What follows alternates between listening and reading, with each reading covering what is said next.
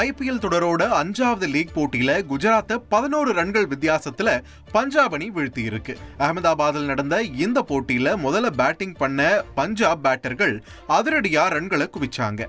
Opener Priyansh Arya செம start கொடுக்க 1 down வந்த கேப்டன் ஸ்ரேயஸ் ஐயர் ருத்ரதாண்டவம் ஆடினாரு. இறுதி கட்டத்தில் சஷாங்க் சிங்கோட அதிரடி ஆட்டத்தால ஸ்ரேயஸ் ஐயர் சதத்தை மிஸ் பண்ணாலும் 20 ஓவர்கள் முடிவில் பஞ்சாப் 5 விக்கெட்டுகள் இழப்புக்கு 243 ரன்களை குவிச்சிச்சு. ஸ்ரேயஸ் ஐயர் 97 ரன்களும் சஷாங்க் சிங் 44 ரன்களும் எடுத்தாங்க. 244 ரன்கள் என்ற இலக்கை நோக்கி ஆடின குஜராத் அணியும் ரன் வேட்டையில ஈடுபட்டாங்க. கேப்டன் சுப்மன் கில் 33 ரன்கள்ல அவுட் ஆக சாய் சுதர்ஷனும் பட்லரும் அதிரடி காட்டினாங்க. அரை சதம் அடிச்ச 2 பேரோட விக்கெட்டும் விழுந்த பிறகு குஜராத்துக்கான வாய்ப்பு குறைய ரூதர்ஃபோர்ட் கடைசி வரைக்கும் போராடினாரு.